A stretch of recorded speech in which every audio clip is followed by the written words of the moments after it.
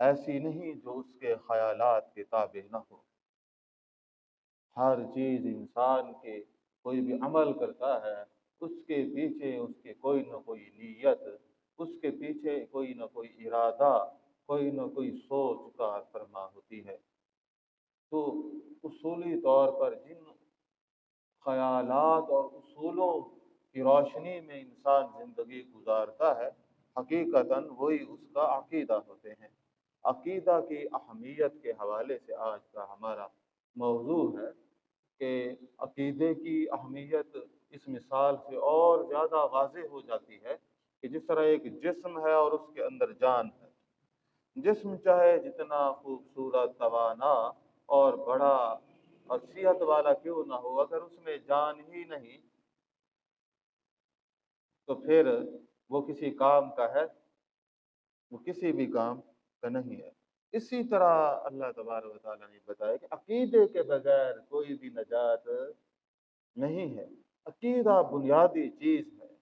عقیدہ وہ ایسی چیز ہے کہ جس طرح ایک شجر ہوتا ہے اور شجر کی جڑ ہوتی ہے، عقیدہ جڑ ہے جو اس شجر کو، اس درخت کو مضبوط کر کے زمین پہ ٹھہرائے رکھتی ہے۔ اور جتنی اس کے اندر گروتھ ہوتی ہے، بڑھوتری ہوتی ہے، جو وہ کس وجہ سے ہوتی ہے کہ اسے ساری تقویت کہاں سے ملتی ہے؟ جڑ سے۔ اگر جڑ میں پانی نہ ہوگا، جڑ نہیں ہوگی، تو درخت جتنا مرضی بڑا ہو وہ سوکھ کر گر جائے گا۔ تو عقائد کی اہمیت اسی طرح ہماری زندگیوں کے اندر ہے۔ بدقسمتی سے ہم ایسے جو ہے سوسائٹی کا حصہ ہیں کہ جہاں عقیدے کی ذرا برابر پرواہ نہیں، عقیدے کی کوئی قدر نہیں، ایمان کے بارے میں سوچنا، تحقیق کرنا چاہتا ہی نہیں۔ یہ تمام چیزیں، عبادات، معاملات، معاشرت، اخلاق، یہ سارے ہی عقیدے کی اساس سے جنم لیتے ہیں۔ جیسا عقیدہ ویسے یہ تمام چیزیں۔ تو عزیز سامعین کرام، اس حوالے سے ہم نے غور و خوض کرنا ہے کہ یہ صرف عقیدہ صرف زبان کا قول نہیں۔ آج تو ہم اس مقام پہ کھڑے ہیں، عقیدے کا بھی پتہ نہیں۔ اس برے صغیر کے اندر اسلام سندھ کے راستے سے آیا اور پہلی ہی صدی ہجری میں اسلام آ چکا تھا۔ تو 95 ہجری میں یہاں پہ آیا سندھ کے ذریعے۔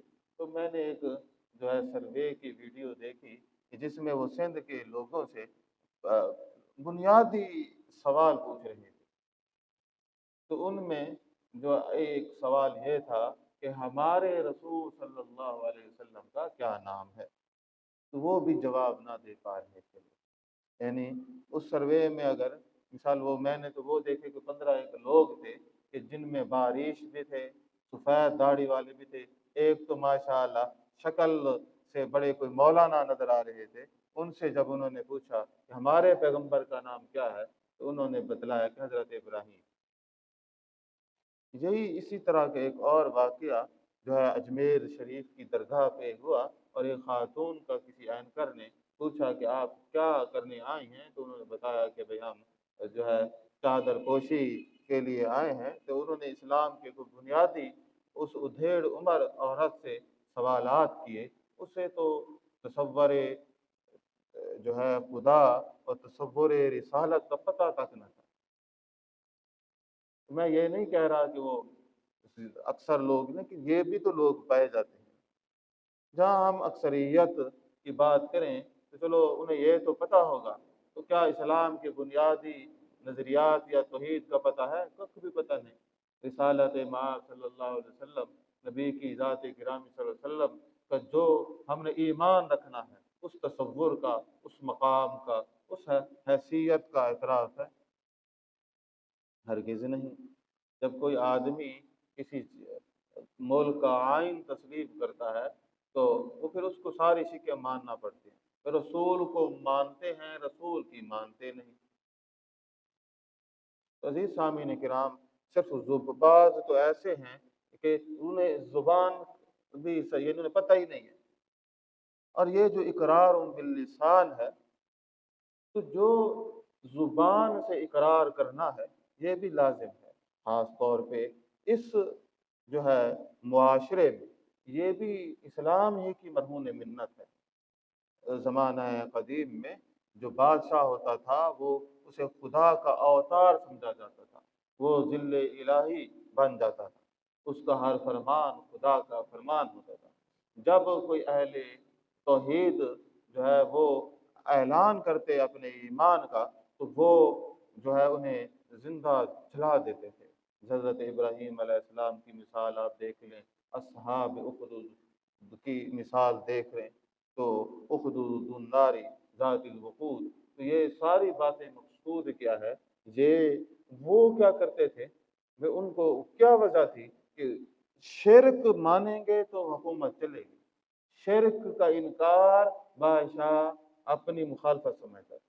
تو آپ صلی اللہ علیہ وسلم نے اسلام کی آمد سے اس نظریے کو ختم کر دیا۔ الحمدللہ آج تو بھائی اقرار باللسان، تو ہم زبان سے جو باباں کے دوہل اعلان کرتے ہیں تو یہ بڑی بات ہے، لیکن ایمان کا یہ پہلا درجہ ہے، پہلی کلاس ہے کہ انسان زبان سے اقرار کرے۔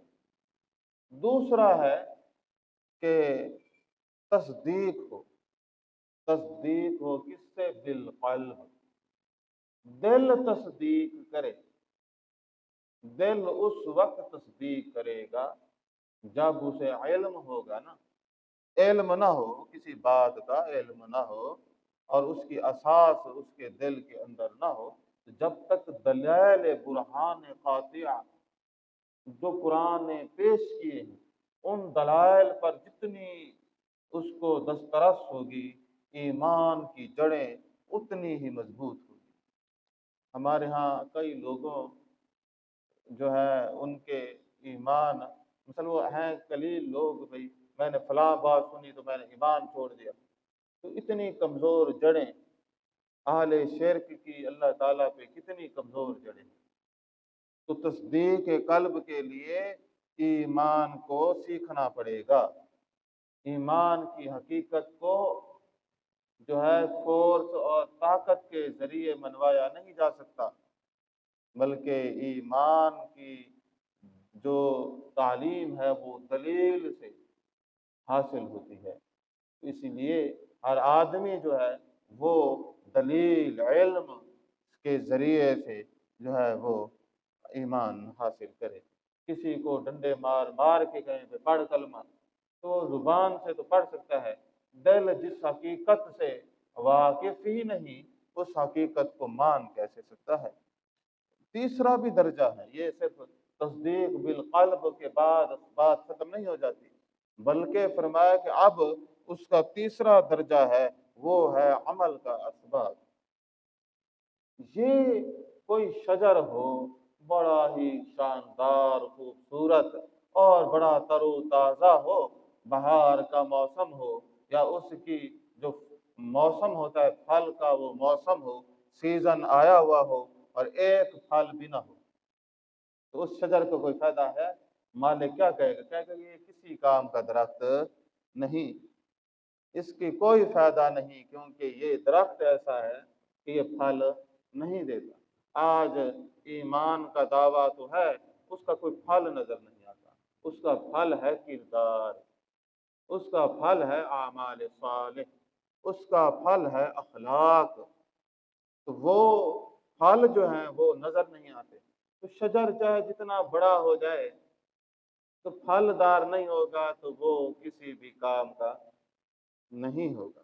عزیز سامعین کرام، یہ اسی بات کی تربیت کی گئی، ہر آدمی اپنی زندگی میں عقیدے کو اہمیت دے۔ اس کی خود اہمیت کا اندازہ خود دو ثبوت سے لگایا جا سکتا ہے۔ عزیز سامعین کرام، پہلا ثبوت ہے خود نبی کریم صلی اللہ علیہ وسلم کی زندگی۔ آپ صلی اللہ علیہ وسلم نے جب نبوت ملی تو پہلے 13 سال بھرپور طریقے سے عقائد کو بیان کیا۔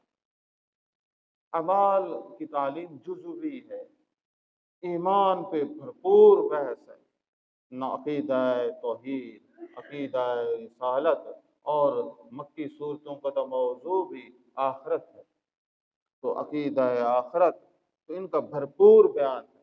مدنی صورتیں جہاں احکامات پہ مبنی ہیں تو یہ محض احکامات پہ مبنی نہیں، بلکہ ان کے اندر بھی کتنی عقائد کی گتھیاں سلجھائی گئی ہیں۔ مقصود کیا ہے کہ آپ صلی اللہ علیہ وسلم کی جو زیادہ تعلیمات ہیں، زیادہ محنت ہے، زیادہ آپ صلی اللہ علیہ وسلم نے جس موضوع کو وقت دیا وہ کیا تھا؟ وہ عقیدہ، وہ ایمان تھا۔ اسی طرح قرآن مجید کو ہم دیکھیں تو قرآن مجید کا جو سب سے بڑا موضوع ہے ہر صفحہ پہ بسم اللہ الرحمن الرحیم، الحمد للہ رب العالمین، الرحمن الرحیم، مالک یوم الدین، والناس تک آپ دیکھیں گے اللہ تعالیٰ اپنا تعارف، اپنی صفات، اپنی شان، اپنے افعال کس طرح بیان کر رہے ہیں۔ قرآن مجید کی جامع ترین آیات عقائد کے اوپر مبنی ہے۔ تو قرآن کا موضوع بھی توحید ہے، ایمان ہے، ایمان کے نیچے پھر اعمال ہے، اور آپ صلی اللہ علیہ وسلم کی زندگی کی ساری محنت کیا ہے؟ وہ اسی پر مبنی ہے۔ اس کے بعد یعنی آپ عقیدے کی اہمیت دیکھ لیں تو اب ہم خود کو دیکھیں کہ بھائی میں کس ڈگر پہ کھڑا ہوں، میں کس مقام پہ کھڑا ہوں، میں نے عقیدہ کے لیے کوئی تگ و دو کی ہے، کوئی میں نے جستجو کی ہے؟ جس ایمان کے لیے حضرت بلال حبشی نے جو ہے وہ سزائیں جو ہیں کاٹی، بڑے بڑے کبار صحابہ جو ہے سزائیں بھگتتے رہے، آپ صلی اللہ علیہ وسلم کو جو نفرت سہنی پڑی وہ کیا نفرت تھی؟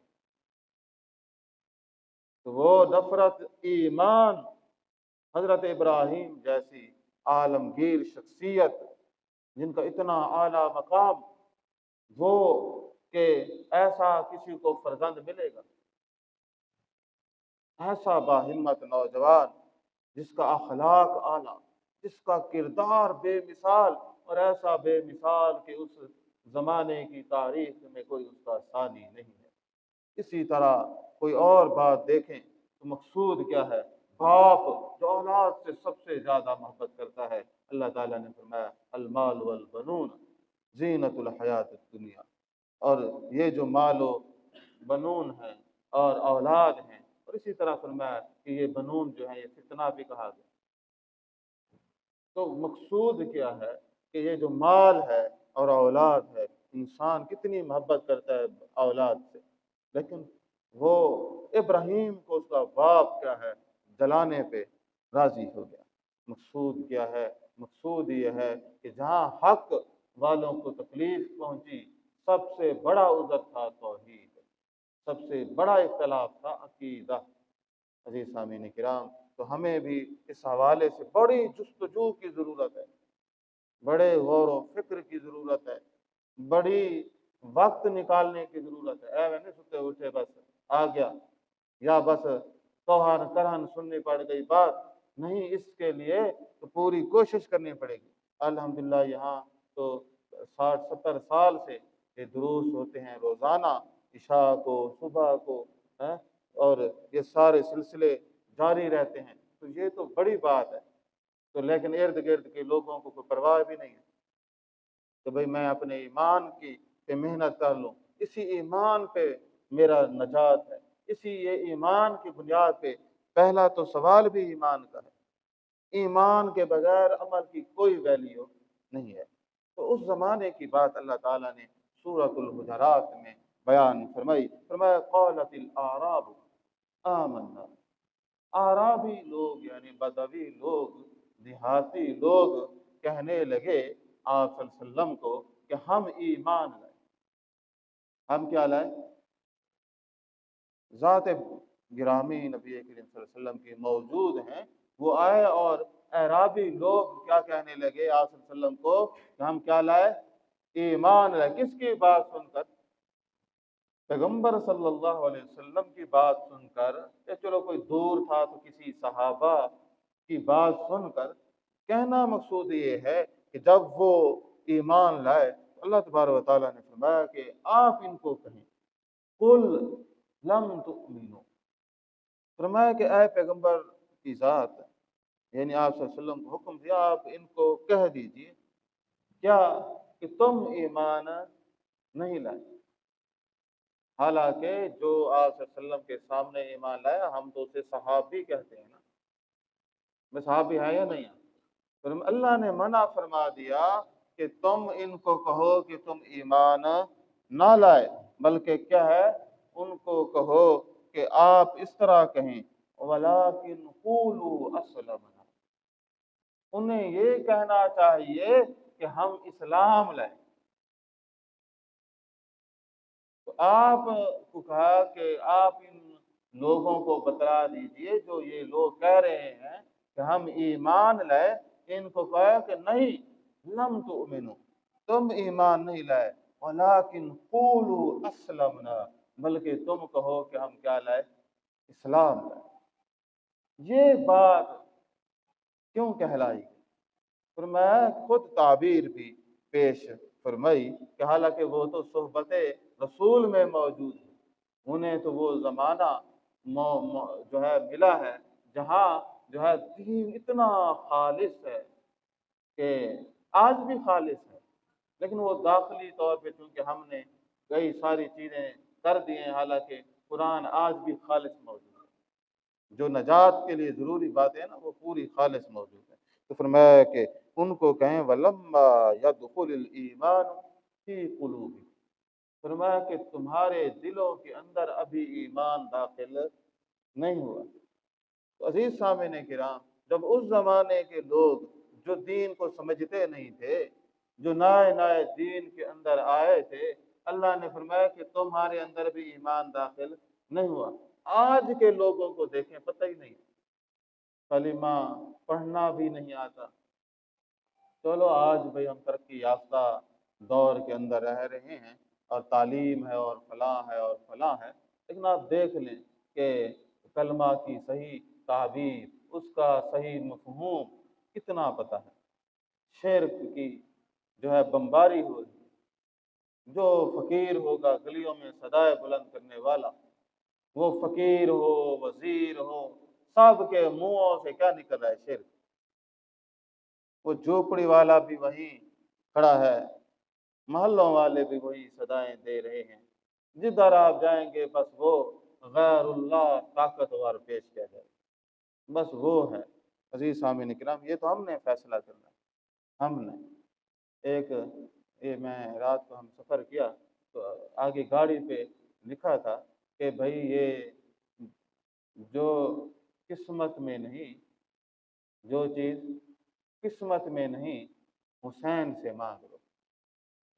यानी अगर आपके किस्मत में कुछ नहीं है, यानी आपकी तकदीर में नहीं लिखा, तो किससे मांग लो। तो ये क्या, हजरत हुसैन रजी अल्लाह तआला अन्हु नवासा रसूल हैं और सहाबी भी हैं, तो वो बड़े ही हमें महबूब हैं, लेकिन वो हैं बंदे। वो कौन है? बंदे हैं, अल्लाह के अब्द हैं, उनके आबा भी अब्द थे। हजरत अली भी अपनी अब्दियत की वजह से मकाम रखते हैं ना, और खुद आप सल्लल्लाहु अलैहि वसल्लम की नबूवत भी अल्लाह ताला की ओ आलमगीर और बल्कि ईमान के उस दर्जे पर थे जो बाकी लोग पहुंच भी न सकते थे। तो वो अब्द कामिल तो हो सकते हैं, माबूद कामिल नहीं हो सकते। यानी ये कितना कुफराना जुमला था, लेकिन आज तो आप ईमान पे बात करें तो वो सौ सौ फतवे लग जाते हैं। यहाँ हर तरह की तकरीर हो सकती है, हर तरह की बात आप कर सकते हैं, लेकिन आप जो है ईमान की बात नहीं कर सकते, तौहीद की बात नहीं कर सकते। यहाँ आप जो है वक्त के फिरौन को भी आप हिला नहीं सकते। बाकी जो फिक्की मसाइल हैं उन पर रगड़े देते रहें, जो मर्जी फैलाते रहें, या आजकल एक नया मजहब है उसकी परवान चढ़ाते रहें, ह्यूमैनिटीज़म, और बस बाकी कोई पता नहीं है दीन है क्या, उसूल क्या है। इस्लाम के अंदर तो एक चैप्टर तो है इंसानियत। मैं तो ये कहता हूँ कि मोमिन से बड़ा इंसान कौन हो सकता है। मोमिन तो जहाँ इंसानों की हुकूक हैं वहीं जो है वो हुकूक मौजूद हैं जो जानवरों के भी हैं, दरख्तों के भी हैं। हत्ता कि हमारे बुजुर्ग सुनाते थे, वो कहते थे कि जिस ज़मीन पे इंसान पैदा होता है उसके भी हुकूक हैं, कहते उससे भी वफादारी करनी है। तो मकसूद ये है कि एक एक चीज़ के जिस जिस चीज़ पे इंसान रहता है, अजीज सामीन किराम, मकसूद बात का ये था कि ईमान को वो हैसियत हासिल है जो एक जिस्म के अंदर जान को हैसियत होती है। जब इंसान फौत हो जाए तो 6 फुट कद और 3 मन वजन और खूबसूरत सफेद नूरानी चेहरा और बड़ा ही बारोब शख्स पैदा है। दी एंड। इसीलिए ईमान बुनियाद है, ईमान के बगैर कोई अमल भी काबिल कबूल नहीं है। तो बहरहाल ये भी इस पे मैं सोच रहा हूँ कि एक अलग मौजू बयान करें कि आखिर क्या वजह है कि ईमान के बगैर कोई अमल काबिल कबूल नहीं। ईमान के बगैर क्यों काबिल कबूल नहीं, तो आज तो उसके ऊपर हम जुज़वी बात करेंगे। इंशाल्लाह जो मैं दरूस पेश करता हूँ उसमें हम इसको तफसीली मौजू भी बनाएंगे कि आखिर क्या वजह है कि ईमान के बगैर अमल काबिल कबूल नहीं। अल्लाह जल्ल शानहू ने फरमाया वमन यकफुर बिल ईमानी फ़क़द हबित अमलुहु। फरमाया कि जिसने किस चीज का इनकार किया, ईमान का इनकार किया, तो फरमाया कि फ़क़द हबित अमलुहु, उसके सारे अमाल क्या हो गए, ज़ाय हो गए। अजीज सामीन किराम, ये कोई छोटी बात है, कितनी बड़ी बात है कि जो आदमी ईमान की जुजियात का 3 बड़े अकीदे हैं, तौहीद, रिसालत, आखिरत, बाकी जुज़वी भी हैं। अकीदे के लिए एक बात याद रखें, अकीदा का महाफ़ज़ है कुरान मजीद। किसी हिकायत को, किसी के कौल को अकीदा नहीं बनाया जा सकता। अल्लाह ताला ने अकायद खुद बताए, किस नज़रिए को कबूल करना है, किस बात को आप करना है। अगर आप अकायद, उसूली अकायद को कुरान से अखज़ करेंगे, तसव्वुर खुदा वो हासिल करेंगे जो अल्लाह ताला ने खुद नाजिल फरमाया, या रिसालत माँ सल्लल्लाहु अलैहि वसल्लम, हजूर ज़ात गिरामी सल्लल्लाहु अलैहि वसल्लम के बारे में जो मकाम अल्लाह ताला ने कुरान में बयान फरमाया है उसको बयान करेंगे। तो फरमाया कि वमन यकफुर बिल ईमान, जिसने ईमान का इनकार किया, तो फरमाया कि उसके सारे अमाल क्या हो जाएंगे, बर्बाद कर देंगे। किसी भी, आपने बचपन से हम सुन रहे हैं कि किसी भी जो आदमी ईमानियात से खाली है, उस शख्स के कोई अमल की कबूलियत नहीं। थोड़ा सा हम गहरा मुतालिया करते हैं। एक आदमी है, उसको वो क्यों इबादत गुजारी करता है, वो देखता है कि ये अम्र इलाही है, कि अल्लाह ताला की खुशनूदी हासिल करने के जो है जरिया है। अगरचे ये बात मेरे मिजाज के खिलाफ है, लेकिन चूंकि हुक्म इलाही है और इसी की ताबेदारी में हमारा जो है अंजाम बेहतर होगा। तो जब इंसान इन चीज़ों पे फोकस करता है, सोचता है, तो फिर इंसान जो है, अब एक आदमी है, ईसाई है या हिंदू है, वो भी तो नेकी तो करते हैं, कोई ना कोई अखलाकी ज़ाब्ते तो करते हैं। वो भी अपने बच्चों की परवरिश करते हैं, वो भी कोई ना कोई जो है सोशल वेलफेयर का काम करते हैं। तो फिर उनको क्यों जो है इनाम नहीं। देखें, हर फेल के पीछे, हर काम के पीछे, हर अमल के पीछे नीयत होती है। वो नीयत ये होती है कि किसकी खुशनूदी हासिल करने के लिए ये फेल कर रहा है। अब एक आदमी है जो महज अल्लाह की रिजा के लिए अमल कर रहा है, और एक आदमी है जो अपने बुतों की जो है खुशनूदी के लिए या शिरक में मुलव्वस होकर अल्लाह ताला के साथ दूसरे शरीकों की खुशनूदी के लिए वो अमल कर रहा है, तो अल्लाह ताला किस चीज़ का सिला है जब उसने माज अल्लाह ताला के लिए किया ही नहीं। मसलन चलो इसको वजाहत से बयान करते हैं। मैं यहाँ से कहता हूँ फलां ये काम तुम उठो राशिद भाई, आप जाके फलां चीज़ उठा के आओ, तो ये इसलिए काम करेगा بھئی یہ جو ہے میں نے کہا اور یہ کرے گا تو میں شاباش دوں گا۔ ایک آدمی ہے کوئی اور وہ ایسا ہی کام کر رہا ہے، وہ مجھے کہے کہ نہیں مجھے اب جو معاوضہ دے، تو میں اسے کہوں گا کہ بھئی جب میں نے کہا نہیں تمہیں، میں نے تو تمہیں کہا نہیں، اگر تم میرے کہنے پہ میری رضا پہ عمل کرتے تو میں اس کا معاوضہ بھی دیتا۔ تو اللہ تعالیٰ کے جب وہ جانتا ہی نہیں، مانتا ہی نہیں، تو کس چیز کا صلہ لے گا؟ ایک اور آدمی ہے جو ایتھیسٹ ہے، دہریہ ہے، وہ بھی کوئی نیکی کے کام کرتا ہے۔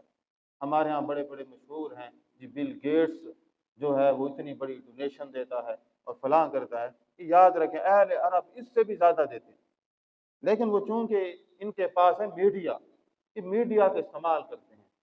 ان کی ڈونیشنیں جائز جگہ بھی ہوں گی، ہم کوئی یہ نہیں کرتے کہ یہ سارا پیسہ، لیکن بل گیٹس صاحب جینوسائیڈ پہ کتنا پیسہ خرچ کریں، کتنا پیسہ انہوں نے جو ہے انسانی جو ہے قتل کے اوپر پیسے لگائے، کتنی فنڈنگ اسرائیل کو دی، پوری لسٹ جو ہے وہ لوگوں نے، مثال یہ آپ جو انگریزی کالم ہے ان میں آپ پڑھ سکتے ہیں کہ یہ کس طرح انہوں نے جینوسائیڈ کو پیسے دیے، انسانیت کا قتل، مختلف تحریکیں اور دہریت کو پھیلانے کے کام یہی لوگ کرتے ہیں۔ مقصود کیا ہے کہ ایک آدمی کوئی اللہ کو نہیں مانتا، اس کے پھر ٹارگٹ ہوتے ہیں۔ بعض اوقات وہ نیکی اچھا اس لیے کرتا ہے، وہ اپنے دل کو تسکین دینا چاہتا ہے۔ جب جس نیت کے لیے تم نے نیکی کی وہ تھی دل کی تسکین، تو تمہیں مل گئی، تو صلہ آخرت میں کس چیز کا لوگ؟ جب تم چاہتے تھے دل کی تسکین تو پھر تمہیں مل گئی نا وہ تسکین، تو ختم۔ تو مومن کیا چاہتا ہے؟ مومن کو یہ آئیڈیالوجی دی گئی کہ اے بندہ مومن، تم نے نیکی کرنی ہے، صلہ اللہ دے گا، اور دنیا میں بھی بعض چیزوں کے ثمرات تمہیں ملیں گی، لیکن آخرت میں اللہ تمہیں دے گا۔ اگر آپ انسانوں سے کی ہوئی نیکی کا صلہ مانگیں گے تو پھر وہ ضائع ہو جائے گا۔ معلوم ہوا کہ اللہ تبارک و تعالیٰ نے یہ بات واضح فرمائی، اس لیے قرآن مجید فرقان حمید کے اندر اللہ جل شانہ نے فرمایا مثل الذین کفروا، کہ کافروں کی مثال کو بیان فرمایا، کہ فرمایا کہ ان کے جو اعمال ہیں، اعمالهم بہالریح فی یوم عاصف، تو فرمایا کہ یہ ان کے جو اعمال ہیں ان کی فرمایا کہ یہ مثال دی گئی، وہ مثال کس طرح تھی؟ تو فرمایا کہ اعمالهم کرماد اشتدت به الريح فی یوم عاصف، تو فرمایا کہ ان کے اعمال کی مثال ایسے ہے جیسے راکھ ہو، جیسے راکھ ہو، کرماد، تو فرمایا جیسے راکھ ہو، راکھ وزنی نہیں ہوتی، ہلکی سی ہوتی، تو فرمایا اوپر سے وہ طوفان چلے، تیز ہوا چلے، اور عاصف عین سے ہے، اس کا معنی ہوتا ہے بہت، یعنی آندھی کہہ لیں تو آندھی، تو فرمایا تیز آندھی چلے تو وہ جو راکھ ہے وہ باقی رہے گی۔ ان کے اعمال ہیں راکھ، کہ جیسے وہ طوفان کے دن تیز ترین ہوا چلے، تو فرمایا کہ ان کے اعمال سارے راکھ کی طرح اڑ جائیں گے۔ لا یقدرون مما کسبوا علی شیء، فرمایا کہ یہ جتنے اعمال ہیں نا، یہ ان کے اوپر ان کو ذرا بھی دسترس نہیں ہے، کچھ بھی دسترس نہیں ہوگا۔ ذالک هو الضلال البعید، یہی کھلی گمراہی ہے۔ عزیز سامعین کرام، آپ دیکھ لیں کہ مثل الذین کفروا، ان لوگوں کی مثال دی گئی ان کی، تو فرمایا کہ کیا ایسے لوگ جن کے اندر کفر ہے، اور اللہ تعالیٰ نے فرمایا کہ ومن یکفر بالایمان، جس نے کیا کیا؟ ایمان کا انکار کر دیا، تو فرمایا ایسے بندوں کا کیا ہے؟ حبطت اعمال، ان کے جو ہے اعمال کو کیا کر دیا جاتا ہے؟ ختم کر دیا جاتا ہے۔ عزیز سامعین کرام، یہ اللہ جل شانہ نے واضح بیان فرمائے فقد حبط اعمالهم، ایسے لوگوں کے اعمال ضائع ہو گئے۔ اسی طرح اللہ تبارک و تعالیٰ نے سورۃ النور میں بیان فرمایا والذین کفروا، اور فرمایا کہ وہ لوگ جنہوں نے کفر کیا، اعمالهم کسراب بقیعۃ، فرمایا کہ ان کے اعمال کی مثال ہے سراب جیسی، یعنی جس طرح ریت کا کوئی بڑا صحرا ہو، کوئی میدان ہو، تو اس کی مثال ایسے ہے کہ یہ سب ظمآن ماء، تو فرمایا کہ وہ گمان کرتا ہے کہ پانی ہے۔ تو ہم تو ظاہر صحرائی لوگ نہیں ہیں، تو ہم یہاں گرمیوں میں سڑکوں پہ سفر کرتے ہیں تو دور دیکھتے ہیں تو پانی نظر آتا ہے، تو جب قریب جاتے ہیں وہ پانی ختم ہو جاتا ہے۔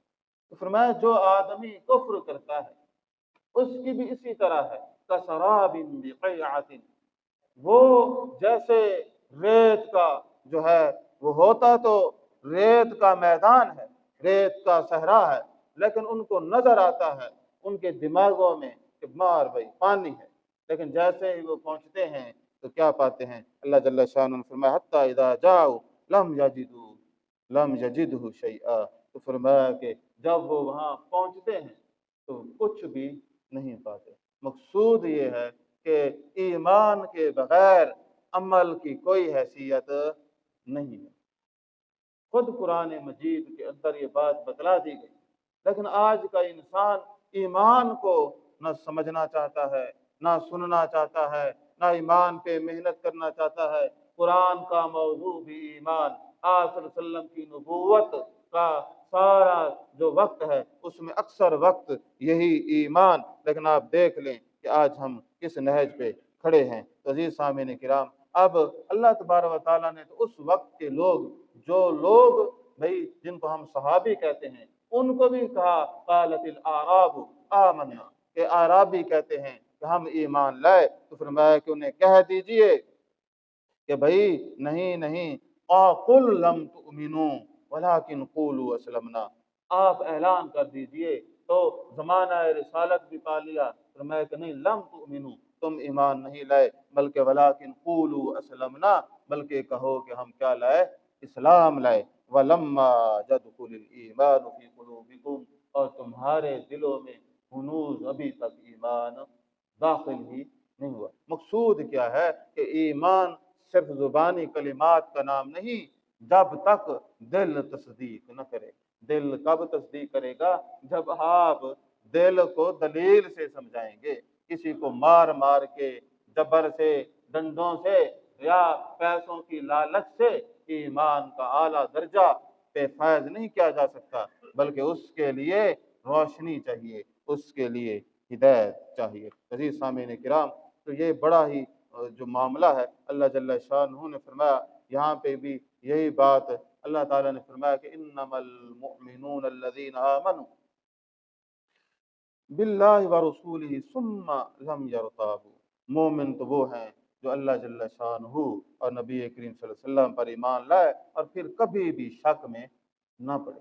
ہماری جو آج موجودہ زمانے میں جنگ ہے، جہاں ہم نے شرک کو شکست فاش دی تھی، اسلام نے جب آیا تو اس نے دنیا کے شرک کے جو تھے میکدے سب کو ہلا کے رکھ دیا، لیکن پھر وہ آج میکدے بھڑک اٹھے ہیں۔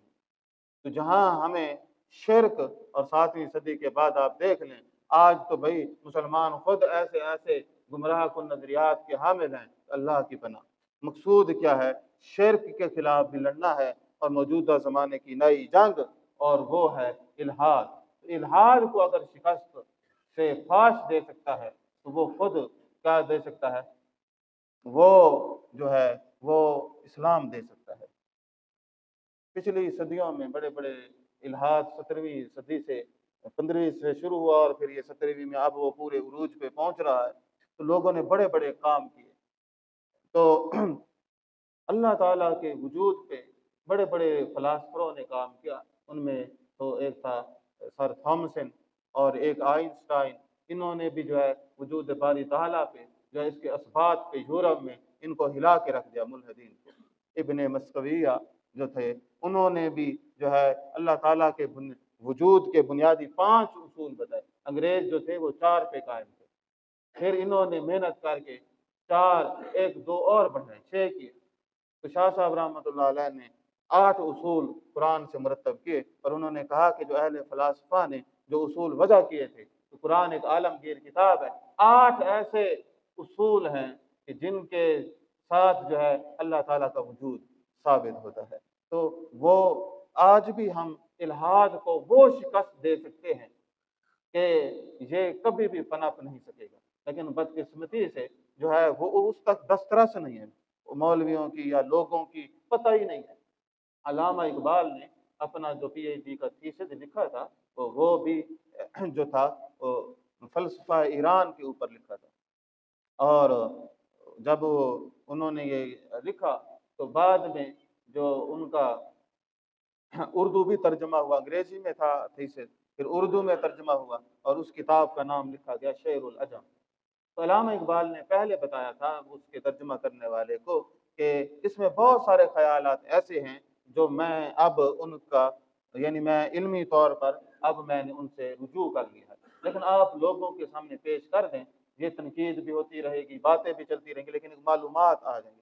तो वो भी उसमें उन्होंने इब्न मस्कविया का भी खूब जिक्र किया। तो कहने का मकसूद ये है कि अगर आज भी भाई हम कोशिश करें तो ये इल्हाद और शिरक ये इनका कुरान जितना कला कमा करता है। देखिए ये कुरान मौजूद है तो ये नजरिया मौजूद है। ईसाइयत में दम खम नहीं कि वो अल्लाह ताला के वजूद का इकरार करवा सके, यहूदियत में भी नहीं। ये दम खम है तो किस में है? ये कुरान में है।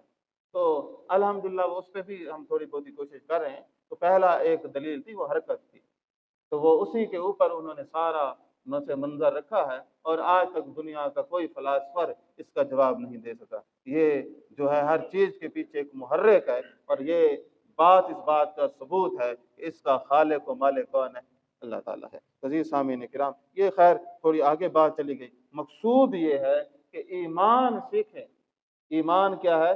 सीखें। जब सहाबा जैसी आला तरीन जो है वो जमात को आप वसल्लम ने 13 साल ईमान की तरवीज बताई, तो आप होंगे अपने जमाने के इफलातून, फिर भी आपको वक्त दरकार तो है ईमानियात का सीखने का। तो हर आदमी भरपूर कोशिश करे मैं अपने ईमान को साबित करूं। तो जिस रब्बुल आलमीन का हम पे इतना एहसान है कि जिसका हम शुमार तक नहीं कर सकते, ऐसी बड़ी हस्ती, तो उसके बारे में 5 जुमले भी नहीं कह सकते, तो हम पे है ना।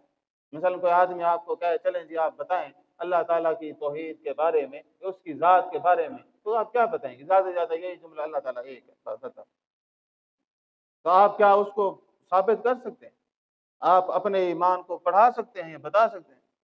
जो दुनिया के अंदर ये शिरक चल रहा है इसका कला कम आप कर सकते हैं?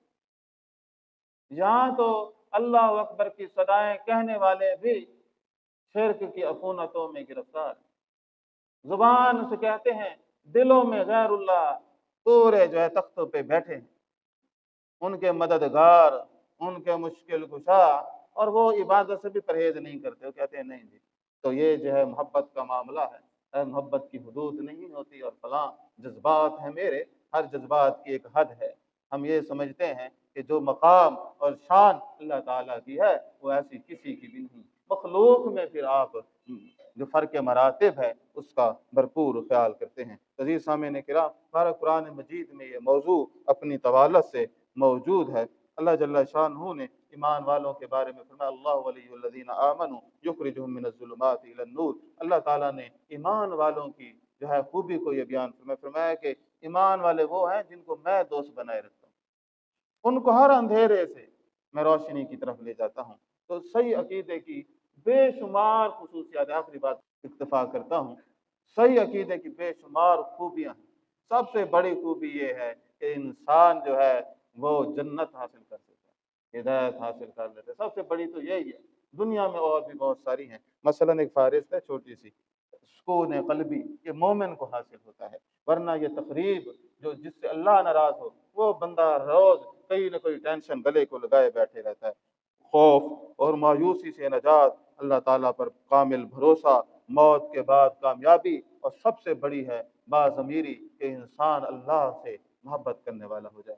आप अकेले बैठ के तजिया करें, मैं ज़िंदगी में सबसे ज़्यादा मोहब्बत किससे करता हूँ? घूम फिर के जवाब होगा खुद से, या दौलत से, या अपने औलाद से, या कोई कहे मैं अपनी माँ से बड़ी मोहब्बत करता हूँ। तो मैं मोमिन वो है वल्लज़ीना आमनू अशद्दु हुब्बन लिल्लाह, वो मोमिन तो वो है जो सबसे ज्यादा किससे मोहब्बत करता है? उसमें उसकी जात खड़ी नहीं, वो सबसे ज्यादा करता है अल्लाह से मोहब्बत। तो हम खुद अपना इम्तिहान दे के लेके देख लें। कल फरिश्तों ने लिया तो जवाब गलत हुआ, تو اس نے تو پھر سپلی تھوڑی لگنی ہے، وہ تو پورا فیل ہو جانا ہے۔ تو یہاں آپ اپنے خود ذات سے سوال کر لیں تو آپ کو پتہ چل جائے گا کہ میں کتنے پانی میں ہوں، سارا کچھ ظاہر ہو جائے گا۔ تو بھائی محبت ایسے نہیں ہوتی جب تک آپ اس ہستی کو جانیں گے نہیں، اور اس کے احسانات آپ جب اس کو پڑھیں گے آپ کو لگے گا سب سے بڑا خیر خواہ تو میرا یہی تھا، جس کو میں نے کبھی جانا نہیں، مانا نہیں۔ کہ آپ اتراتے پھر رہے ہیں اتنے وجود کے ساتھ، صحت کے ساتھ، مال کے ساتھ، یہ کس نے دیا؟ یہ کون دے رہا ہے؟ مہلت کون دے رہا ہے؟ کون سی چیز ہے؟